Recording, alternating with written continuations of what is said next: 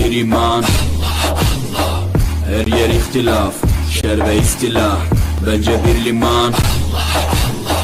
Gerçekte kitapta yazılı bu Kur'an. Dur bak burada flow mus'ab, anlatır hak kitap, yalan ve hakikat, cabası tarikat. Sana yok az derler, böyle olmaz derler. Onlar gibi düşünmedikçe çoban derler. Biz Müslümanız, düşüncemiz hüsnü zandır. Bak istediğin yükle saldır. Biz Rabbe müptelayız işinde.